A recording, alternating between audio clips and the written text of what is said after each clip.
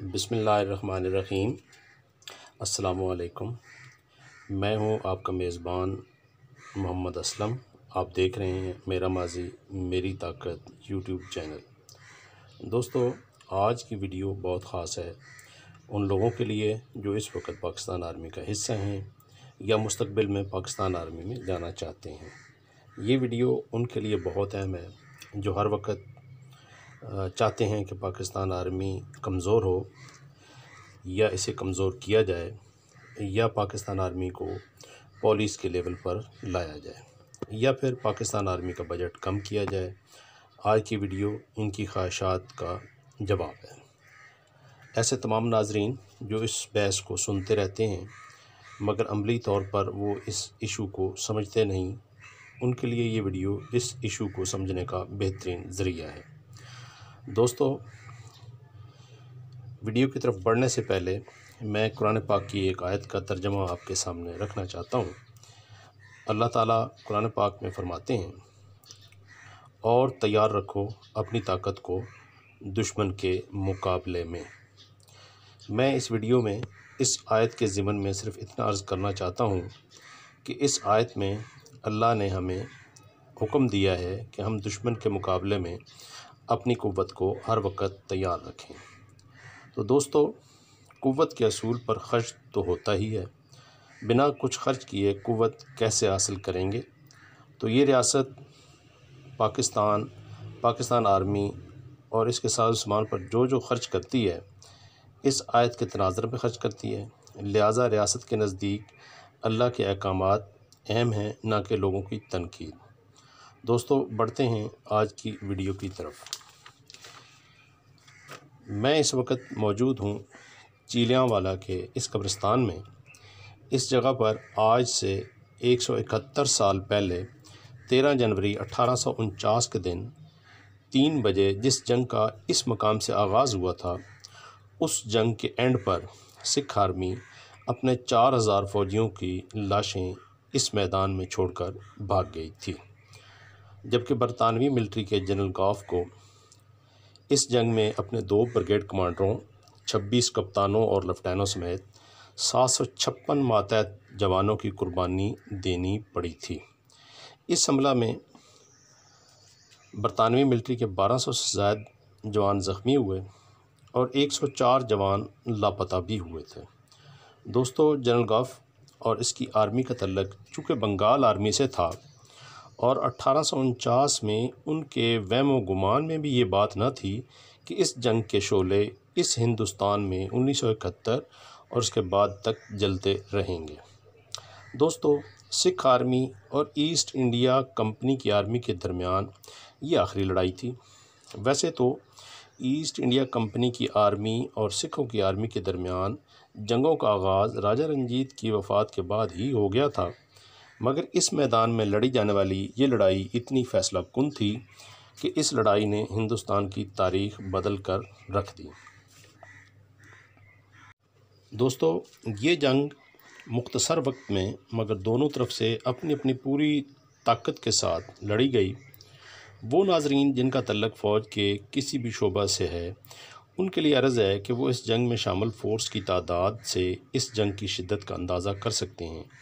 دوستو، اس جنگ میں ایسٹ انڈیا کمپنی کی آرمی کی کمان جنرل گوف کے سپرد تھی اور جنرل گوف کی فوج میں 2 انفینٹری ڈویژن، 1 آرٹلری ڈویژن اور 1 کیولری ڈویژن شامل تھے۔ اس ملٹری نے مل کر سکھوں پر حملہ کیا تھا۔ ایسے ناظرین جن کا تعلق کبھی بھی ملٹری سے نہیں رہا، ان کے لیے عرض ہے کہ 1 انفینٹری ڈویژن میں کم و بیش 10,000 فوجی ہوتے ہیں۔ 13 جنوری 1849 کو دن 3 بجے شروع ہونے والا یہ حملہ اگلے 24 گھنٹے پورے ہونے سے پہلے تیز بارش کی بنا پر رک گیا تھا۔ 15 جنوری کو جب دریا جیلم کے سمت سکھوں کی پوزیشن پر مکمل سکوت کی بنا پر علاقے کا جائزہ لیا گیا تو 4000 سکھوں کی لاشیں کھلے آسمان تلے پڑی تھیں۔ سب لاشوں کو اس مقام پر اکٹھا کیا گیا۔ فورسز کی ترتیب سے لاشوں کو الگ الگ کیا گیا۔ 3 قبریں تیار کی گئیں۔ پاؤں کی طرف 4000 سکھوں کی مشترکہ قبر آپ کے سامنے ہے، درمیان میں مسلمان فوجیوں کی قبر ہے، جنہوں نے اس جنگ میں حصہ لیا تھا۔ مینار کے قریب سب سے اوپر برطانوی فوجیوں کی قبر ہے۔ لاشوں کی تدفین کے ساتھ ساتھ علاقے سے سکھوں کے ہتھیار اکٹھے کیے گئے اور بچے کھچے سکھ گرفتار کیے گئے۔ دوستو، سکھ فوج کہتی ہے کہ وہ اس میدان سے ایک حکمت عملی کے تحت پسپا ہوئے تھے۔ اگر سکھ فوج یہاں سے پسپا ہوئی تھی تو آج تک ہے کدھر؟ سوال تو یہ پیدا ہوتا ہے۔ چلیں ٹھیک ہے، ان پسپا ہوئے بھی تھے، جبکہ برطانوی ایسٹ انڈیا کمپنی اس جنگ کے 8 سال بعد اقتدار برطانیہ کے بادشاہ کے حوالے کر کے اقتدار سے الگ ہوئی تھی، اور 1857 کے بعد اقتدار سنبھالنے والی انتظامیہ نے اس جنگ کے 21 سال بعد یعنی 1871 میں یہ مینار تعمیر کیا تھا۔ دوستو، یہ صرف مینار نہیں، یہ سکھ سلطنت کے تابوت کا وہ آخری کیل ہے، کیونکہ یہ مینار پچھلے 150 سال سے یہاں اس قبرستان میں موجود ہے، مگر سکھ فوج موجود نہیں ہے۔ دوستو، اب بات کرتے ہیں اس سکھ فوج نے اس میدان میں کیوں مار کھائی تھی۔ تو اس کے کئی پہلو ہیں، جن میں سے ایک یہ ہے کہ سکھ ملٹری نے ملٹری پروفیشن کو کبھی سنجیدہ لیا ہی نہیں تھا۔ سکھ جب طاقت میں آئے تب طاقت میں آنے کے لیے انفرادی وسائل، جتھا سسٹم اور چھینا جھپٹی کا زمانہ تھا، اور کسی بھی شہری آبادی پر حملے کرنے ہوتے تھے جن میں مقابلے میں لڑنے والے نہتے، کمزور مرد، عورتیں، بچے اور بوڑھے ہوتے تھے، جن پر حملہ کر کے ان پر قابو پانا ایزی ہوتا تھا۔ جبکہ اس میدان میں پہنچنے تک دوسری طرف کے حالات تبدیل ہو چکے تھے۔ نہ تو سکھوں کی مخالف سائڈ پر نہتی آبادی تھی، نہ بچے، نہ بوڑھے، نہ کمزور افراد جو ان کے مقابلے کے لیے تیار نہ ہوتے، اور پہلی بار دوسری طرف سے کوئی سکھ آرمی پر حملہ آور ہو رہا تھا۔ سکھ فوج دریا جیلم کے اسی کنارے، اسی جگہ پر موجود تھی جہاں کبھی راجہ پورس کی فوج موجود تھی۔ فرق تھا تو بس اتنا تھا کہ راجہ پورس کی فوج کا رخ شمال کی طرف تھا اور سکھوں کی فوج کا رخ جنوب کی طرف تھا۔ دوستو، تاریخ میں سکھوں کو بڑا جنگجو بتایا جاتا ہے، اور اس جنگ کے لیے میدان کا انتخاب کرنا بھی سکھوں کے اختیار میں تھا۔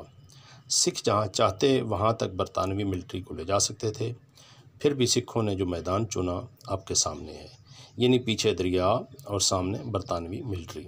آفرین ہے سکھوں کی آرمی کے منصوبہ سازوں پر۔ دوستو، سکھوں کی آرمی کے کمانڈروں میں ذرا سی بھی فوجی سوجھ بوجھ ہوتی تو اس دریا کے کنارے سے صرف 6 کلومیٹر شمال میں چاروں طرف سے پہاڑوں میں گھری وادی موجود تھی، جس میں سکھ فوج کا کمانڈر وہ طریقہ اختیار کر کے برطانوی ملٹری کو اس وادی میں گھسنے پر مجبور کرتا، اور پھر وہ کچھ برطانوی ملٹری سے کرتا جو برطانوی ملٹری نے سکھوں کی ملٹری سے کیا۔ بہرحال یہ سکھوں کے سوچنے کی بات تھی جو انہوں نے نہ سوچی۔ دوستو، اس جنگ میں سکھ آرمی کی کیجویلٹی سے لگتا ہے کہ یہ سب جتھوں کی شکل میں اکٹھے تھے، اور آرٹلری کے شیلز نے ان کو ڈسپرس ہونے کے قابل ہی نہ چھوڑا۔ سکھوں کا میدان جنگ میں قریب قریب ہونا اس بات سے ثابت ہے کہ سکھوں کی فوجیوں کی لاشیں 6 میل سے زیادہ کے علاقے میں نہ تھیں۔ سکھ ملٹری کی ایک اور کمزوری مؤثر رابطہ نہ ہونا تھا، یا کمزور کنٹرول آف کمانڈ کا ہونا۔ یہ ثابت کرتا ہے کہ موسمی حالات یعنی بارش، کیچڑ اور برطانوی کمک کے اس میدان سے دور ہونے کا علم ہوتے ہوئے بھی کاؤنٹر اٹیک نہ کرنا۔ اگر مؤثر کمانڈ ہوتی تو بارش کے اندر یا بارش کے فوری بعد میدان ان کے سامنے تھا، کاؤنٹر اٹیک کرنے کے لیے بڑا گولڈن چانس تھا، جبکہ برطانوی آرمی کی کمک اس میدان سے کافی دور تھی، جس کے یہاں پہنچنے کے لیے 3 سے 4 دن تک کا وقت درکار تھا، مگر سکھ فوج ایسا نہ کر سکی اور نہ سوچ سکی۔ اس کی وجہ بڑی دلچسپ اور وہ یہ ہے کہ راجہ رنجیت سنگھ نے یہ علاقہ کسی منظم آرمی سے نہیں چھینا تھا، بلکہ راجہ رنجیت سنگھ نے یہ علاقہ بھنگیوں سے چھینا تھا۔ جی ہاں دوستو، راجہ رنجیت سنگھ سے پہلے اٹک سے لاہور اور لاہور سے ملتان تک کے علاقے کے وارث اور حکمران بھنگی ہی تھے۔ یہ بھنگی بھی سکھوں کی ہی ایک فارم تھی۔ دوستو، جب ملکوں کے بادشاہ محمد شاہ رنگیلے ہوں، ملکوں پر بھنگی ہی حکومتیں کیا کرتے ہیں۔ راجہ رنجیت جیسے لوگ بھنگیوں کو ہٹا کر حکومتیں سنبھال لیا کرتے ہیں۔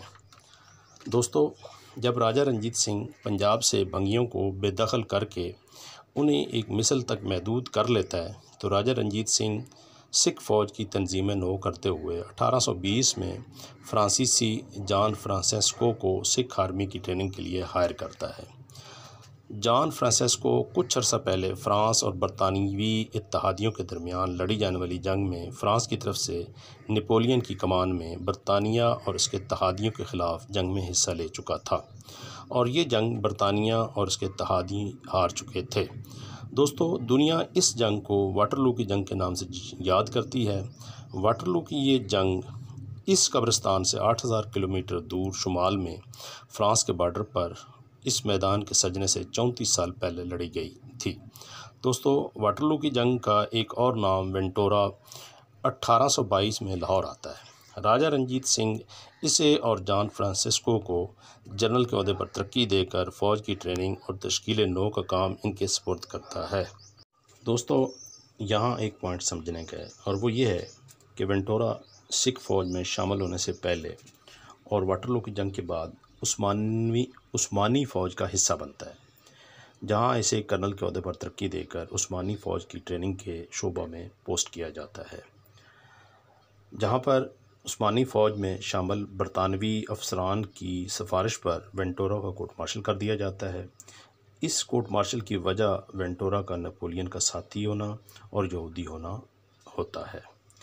وینٹورا چونکہ یہودی تھا اور عثمانوی فوج سے برطرف کروایا جا چکا تھا، اس لیے اس نے ہر ممکن حد تک سکھ آرمی میں مسلمان شامل نہ ہونے دیے، اور سکھ آرمی کی تربیت میں یہ بات شامل کر دی کہ سکھ آرمی کا کوئی دشمن ہے تو وہ مسلمان ہے۔ اس رویے کے بدلے میں پنجاب کے مسلمان فیروز پور میں قائم ایسٹ انڈیا کمپنی کے ملٹری گیریزن میں پہنچ کر ایسٹ پنجاب ریجمنٹ کا حصہ بننے لگے، جو کہ بنگال آرمی کا حصہ تھی۔ جبکہ راجہ رنجیت سنگھ کی فوج میں مسلمان برائے نام تھے، ان کے مقابلے میں ہندو، ڈوگرے، فرانسیسی اور امریکن تک سکھ آرمی میں بڑی مقدار میں شامل تھے۔ جبکہ پنجاب میں چونکہ اکثریت مسلمانوں کی تھی اور مسلمان نوجوان برطانوی فوج میں شامل ہو چکے تھے۔ دوستو، راجہ رنجیت سنگھ نے پنجاب پر کل 40 سال حکومت کی، اور ان 40 سالوں میں راجہ رنجیت سنگھ نے اپنے حکمرانی کے دور میں 46 شادیاں کیں۔ دوستو، ہندو اور سکھ مورخ لکھتے ہیں کہ راجہ رنجیت سنگھ نے نہ کبھی تمباکو کو استعمال کیا اور نہ ہی کبھی گائے کا گوشت کھایا، جبکہ یہ مورخین یہ بتانا بھول جاتے ہیں کہ 1839 میں راجہ رنجیت سنگھ مرا بھی تو شراب نوشی ہی کی وجہ سے تھا۔ دوستو، 1849 میں سکھ اس میدان میں 4000 لاشیں چھوڑ کر فرار ہوئے تھے۔ یہ وہ قبرستان ہے جس کے بدلے میں 1947 میں ٹرینیں لاشوں سے بھر بھر کر پاکستان بھیجی گئی تھیں۔ دوستو، جنرل وینٹورا نے سکھ آرمی کی ٹریننگ اس مسلمان دشمن پر کی تھی کہ سکھ آرمی نے قریب قریب پنجاب میں اپنے عرصہ اقتدار میں مسلمانوں کا جینا حرام کر دیا تھا۔ اس کی دیگر زندہ مثالوں میں سے ایک زندہ مثال آزادی سے پہلے اور پورے ہندوستان میں اور آزادی کے بعد پاکستان میں پولیس کا عوام سے رویہ ہم سب کے سامنے ہے۔ پاکستان اور ہندوستان کی پولیس کی بنیاد سکھ آرمی اور ایسٹ انڈیا آرمی کی اس میدان میں لڑی جانے والی لڑائی کے بعد رکھی گئی تھی۔ دوستو، اس جنگ کے بعد سکھ آرمی کو ایڈجسٹ کرنے کی خاطر پولیس فورس میں شامل کیا گیا، یا دوسرے لفظوں میں پولیس فورس کا قیام عمل میں لایا گیا، جس کے دو مقاصد تھے۔ ایک تو بچی کچی سکھ آرمی کو نشان عبرت بنانا، اور دوسرا اس سکھ فورس سے ہندوستان کے مسلمانوں کو دبانا اور بے عزت کرنا شامل تھے۔ وقت نے ثابت کیا کہ برطانوی سامراج نے یہ دونوں کام اچھے طرح سے سر انجام دیے، یہاں تک کہ پولیس کو وردی بھی سکھ آرمی کی ہی پہنائی گئی، یعنی یہ وردی جو پاکستان کی پولیس استعمال کرتی ہے یہ سکھ آرمی ہی کی وردی ہے۔ اب پنجاب نے تبدیل کر لی ہے، مگر باقی صوبوں کو ابھی بھی سکھ فوج کی ضرورت ہے۔ وہ لوگ جو صبح و شام پاکستان آرمی کو برا بھلا کہتے رہتے ہیں یا جن کی خواہش ہے کہ پاکستان آرمی کو پولیس کے لیول پر لایا جائے، وہ ذرا اس قبر میں دفن 4000 سکھوں کے لواحقین سے جا کر پوچھ لیں کہ کمزور فوج کے کیا کیا نقصانات اٹھانے پڑتے ہیں یا کمزور آرمی کا کیا انجام ہوتا ہے۔ دوستو، ملک اللہ کی نعمت ہوتے ہیں اور اس نعمت کی نگہبانی ایک مضبوط فوج ہی کر سکتی ہے، جبکہ کمزور فوج ایسے قبرستان ہی آباد کیا کرتی ہے۔ دوستو، جب اس میدان میں جنگ کا بگل بجا تب نہ تو رنجیت سنگھ تھا، نہ فرانسسکو اور نہ اس کا یہودی ساتھی وینٹورا، کیونکہ رنجیت سنگھ اس جنگ سے 10 سال پہلے مر چکا تھا۔ رنجیت سنگھ کے وفات کے بعد فرانسسکو فرانس اور وینٹورا اٹلی جا چکے تھے۔ جب یہ جنگ تھمی تو سکھ بھی روپوش ہو چکے تھے۔ دوستو، یہ وہ میدان جنگ ہے جس میں لڑے تو سکھ اور انگریز تھے، جبکہ اس جنگ کے ٹھیک 8 سال بعد بغاوت کا لیبل مسلمانوں پر لگا دیا گیا تھا۔ دوستو، 1849 سے 1859 تک کہ یہ وہ 10 سال ہیں جن میں وہ واقعات ہوئے جن کی آڑ میں دنیا تبدیل کی گئی۔ انشاءاللہ مرحلہ وار ان واقعات سے آپ کو آگاہ کروں گا۔ امید ہے یہ ویڈیو آپ کے لیے مفید ہوگی۔ آج کی اس ویڈیو کے ذریعے ایسے تمام یونٹس جو اپنے اپنے کوارٹر گارڈز میں چیلیاں والا وار کی ٹرافی سجاتے ہیں، ان کے کمانڈر سے گزارش کروں گا کہ وہ کوئی ایسا فورم تشکیل دیں جو اس قبرستان کی حفاظت کا کام کرے اور اس ضائع ہونے والے ریکارڈ کو یہاں نئے سرے سے آویزاں کرے۔ امید ہے آپ سب دوست میری اس ویڈیو کو موجودہ کمانڈرز تک شیئر کریں گے۔ میرے علم میں یہ بات آئی ہے کہ اس قبرستان کے لیے 8 ایکڑ کا رقبہ مختص کیا گیا تھا، جو اب سمٹ کر 1 ایکڑ سے بھی کم رہ گیا ہے۔ اگر بر وقت اس پر توجہ نہ دی گئی تو یہ جو اس وقت آپ کو نظر آ رہا ہے یہ بھی ختم ہو جائے گا۔ دوستو، میرا ماضی میری طاقت یوٹیوب چینل کو سبسکرائب کر لیں تاکہ آنے والی ہر ویڈیو آپ کو بر وقت مل سکے۔ اپنے میزبان محمد اسلم کو چیلیاں والا کے اس تاریخی قبرستان سے اجازت دیں۔ ملتے ہیں بہت جلد ایک نئی ویڈیو کے ساتھ۔ اللہ حافظ۔ اپنا خیال رکھیں، اپنے دوستوں کا خیال رکھیں اور ہمارے چینل سے جڑے رہیں۔